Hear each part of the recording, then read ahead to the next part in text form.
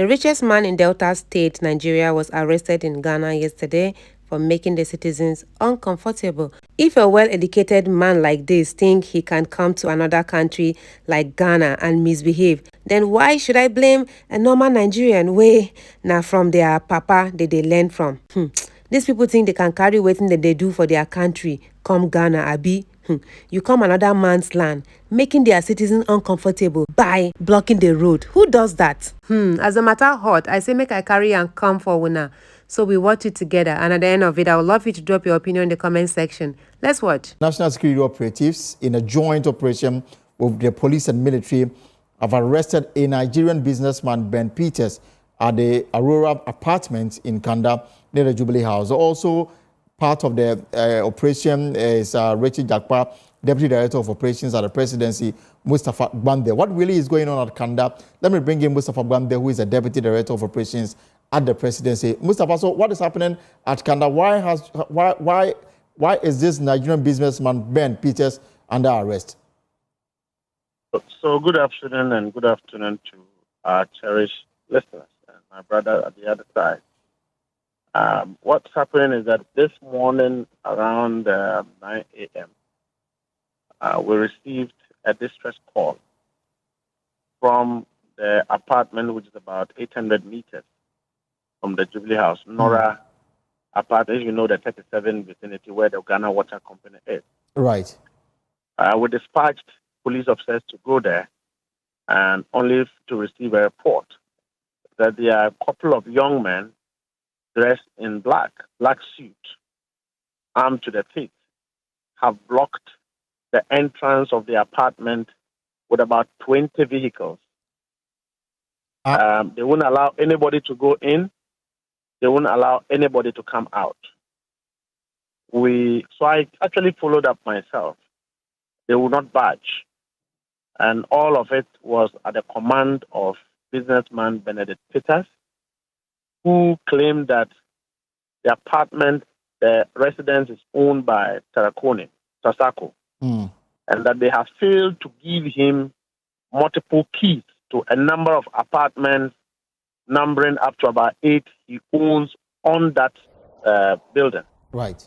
That is why he has blocked the place. So we ransacked all the boys, picked them up. We requested that since he has blocked, roadblock is a crime. Right. The police should take him to the police station. He refused. We're told that anybody who comes up, he will fire a weapon. And so we called for reinforcement. We managed to arrest him, and he's been sent to police regional CID for further interrogation. This same individual, we found him owning a number of vehicles using police sirens. You all know that siren vehicles are not allowed for private individuals in this country. Right. He owned a number of pickups with floodlights, sirens, and all of that. He's running a team of police, a team of security individuals. And you also know that you cannot run a security organization in this country if you are not permitted by the Ministry of Interior. Right. And then we found in his possession a number of SUVs unregistered, numbering about 20, Escalade vehicles, very expensive, high-class vehicles, and a police motorcade, of which a number plate was not on it. All of these evidences have been given to the police for further interrogation. So let's start one by one. So first of all, you encountered some men dressed in black holding weapons. Are they state security officials, private individuals? These guys were not on our interrogation, are not state officials. They are Benedict Peters' personal security guards. And they are holding weapons? These were concealed threats. I have not seen a gun, but they told the officers that if they came in, they were going to fire. And that was what caught our attention. And this was just in close proximity with the Jubilee House. And so we went there, and truly the guys were there, numbering about 60 to 70 of them. I mean, the whole place was flooded by his boys, all dressed in coats, black suits, and white inner shirts with pickups yielding sirens and floodlights. And that is when our worry became very intensified. And truly, we found a number of things, under under park of the building where they park the vehicles, including the motorcade. And I was wondering why a private individual would be this powerful in our country, rubbish our laws, does what they want, render citizens helpless, and actually keep them at rampage. It's unlawful. And so he's been handed over to the police for further interrogation. What about the men you met holding weapons? We've ransacked all of them. So they were also arrested as well? Them. Yes, we ransacked all of them. Okay. They were arrested. So apart from the vehicles you found in the premises, you say he was also keeping certain items. Which other items did you uncover? Apart from the vehicles in the compound, we found a number of SUVs, sophisticated SUVs, without number plates, unregistered vehicles, and then a police motorcade. So all of these will be investigated by the police. Why a motorcade was parked at that residence, at that garage. And are you able to tell whether a police officer was involved since you came across a police motorcade? We did not find a police officer or any regular or official officer in this matter. They were all private young men. His own built-up army of young men. He equipped them with vehicles. The vehicles all have floodlights and sirens. And so that was surprising. And I'm wondering if he runs a private security company. Even if you do, would you have the right to deploy such young men to, block a road, block an entire building at the expense of other Ghanaians and diplomats who live in that particular building, only because the owners or the managers of the residents have not given you keys? And that is all it is, keys. And so we have asked the police to invite the managers or the owners of the residence for investigation to ascertain why we got to this level of disruption. All right. So you know how many people have been arrested? A number of them, about 20 of them or 25 of them. Benedict Peters himself and another white man who we found in his room, his apartment. When we got there, we were able to get into the apartment. Okay. All of them have been taken to the regional police. This Ben Peters, do you know his occupation, what exactly he's doing in Ghana? Allegedly, this is the man that President Akufo-Addo used to run the COVID deal.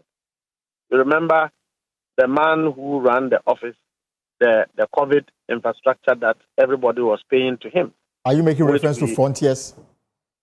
That is Benedict Peters, yes, that is Benedict Peters. So a number of these cases are already pending, only for him to, out of impunity, get to this level.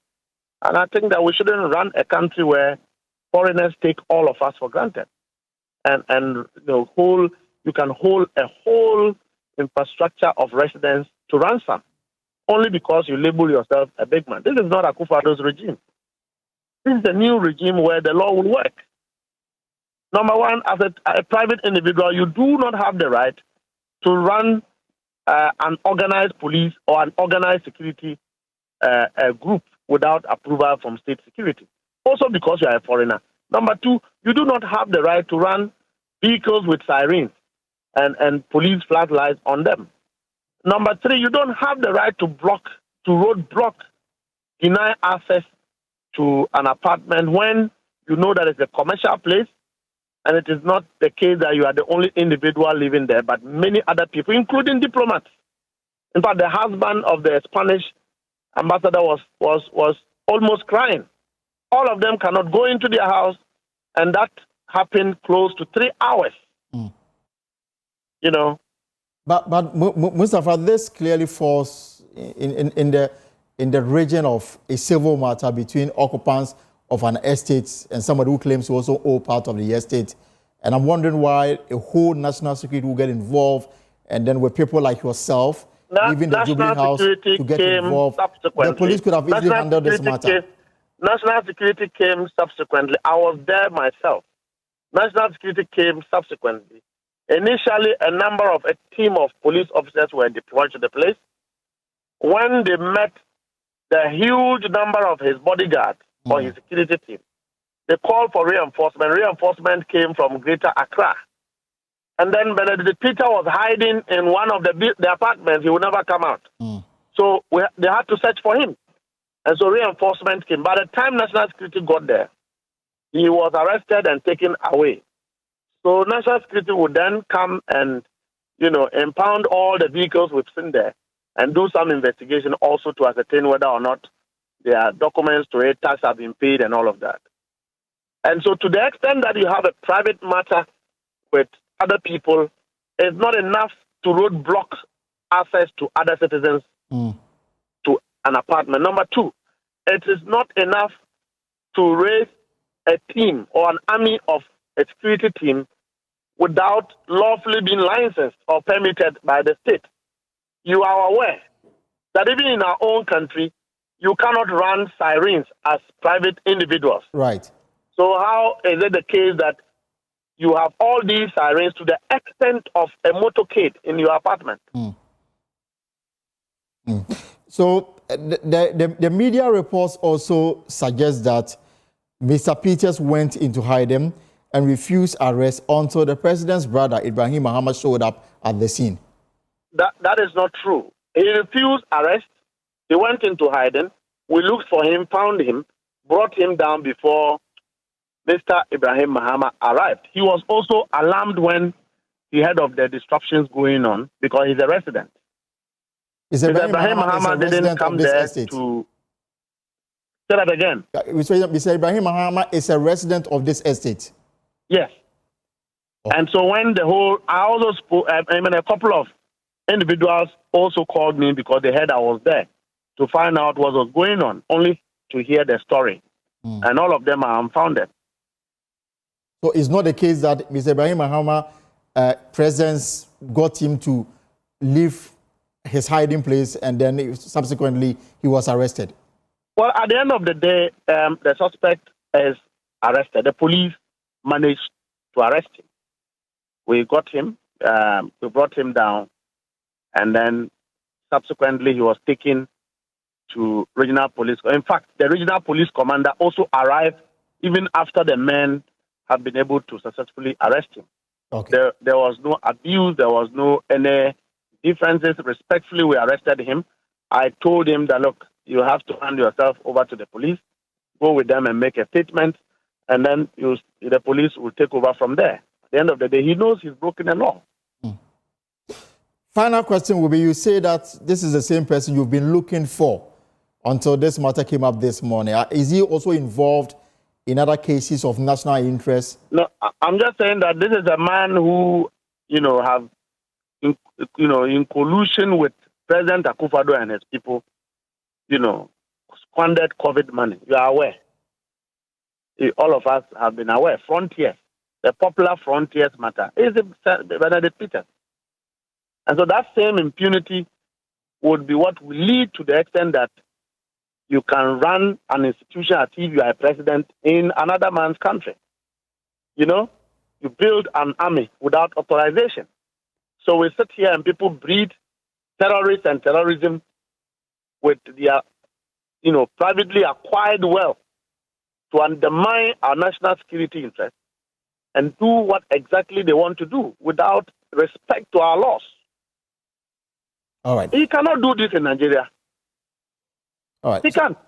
So now this Benedict can't do this in Nigeria. So now this is a matter for the police to continue with their investigation and possibly... It's a clear matter for the police to deal with. National security would also have to collaborate with other security agencies to impound all the other vehicles that were seen for further investigation to ascertain whether they came into the country legitimately and that the taxes have been paid or not. All these things will have to be done. All right, Mr. Wagbande, thank you so much. for that clarity on this matter. And he is the Deputy Director of Operations at the Presidency, Musa Bagbandi, also a Deputy General Secretary of the NDs. The breaking news this hour is that national security operatives in a joint operation with the police and the military have arrested a Nigerian businessman, Ben Peters, at the Aurora Apartments in Kanda near the Jubilee House. The operation led by Wechi Jakpa, a Deputy Director of Operations at the Presidency, Musa Bagbandi, followed reports that Peters, along with some unidentified armed men, had blocked the apartment entrance with his vehicle, denying other residents access. And we'll follow up and bring you more on this matter. But Haruna Mohammed is still with me on Zoom. So Haruna, different matter I want to pick your brains on, but you have any reaction to what just happened at Kanda, as you know, as clarified by Musa Bagbandi? Thank you, Elton. I would have treated this matter purely on security matters, on a national security matter. However, my good brother was given a very good narrative until he sought to do propaganda in some parts of that particular breaking news. Well, crime is a crime, and I believe that this is purely a national security matter. Ghana is a very peaceful country. We must allow everybody to go about doing their businesses in a rightful manner. For us, we know that we handed over a peaceful country to President John Dramani Mahama. And the last time I checked, among the former presidents of the Republic of Ghana, apart from those who are military persons who either won elections lawfully or came through coup, none of the presidents or former presidents have hold a gun to protect themselves because of insecurity, except the current president in his first term had to purchase a gun in his own name to defend himself. And we know that in this country, it is only the president and the vice president.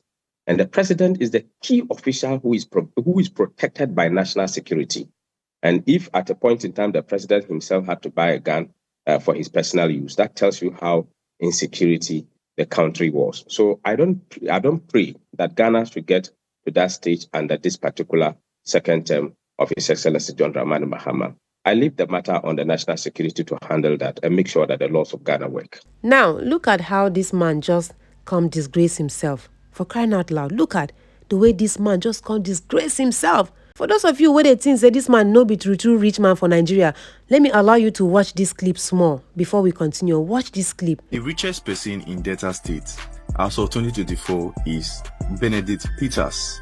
He's an African billionaire entrepreneur holding significant interest in the oil and gas and mining sectors, and as the founder of the CEO of ITO, which is Africa's largest indigenous oil producer, Bravura Holdings, a mining company involved in platinum, lithium, steel, copper, and gold assets across multiple African countries, including Ghana, Democratic Republic of Congo, Zambia, Nigeria, Zimbabwe, Namibia, Mozambique, Cote d'Ivoire, Sierra Leone, Guinea-Bissau, Libya, Tanzania, and South Africa.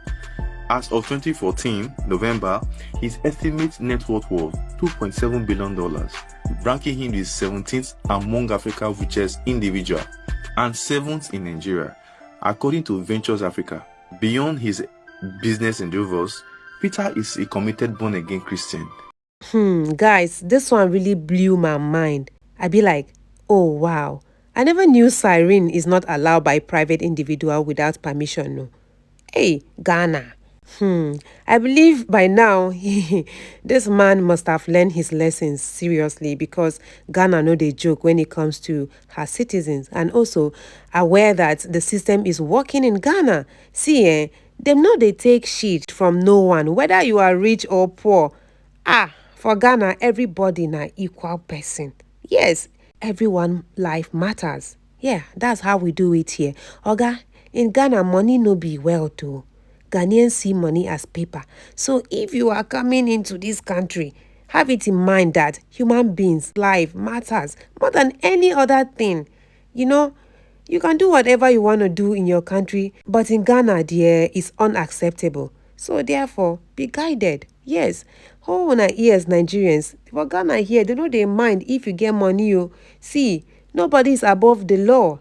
Nobody is above the law. No one is. Look at the way this guy just come disgrace himself for Ghana. Just like the way the presenter said that this man will not do this in Nigeria.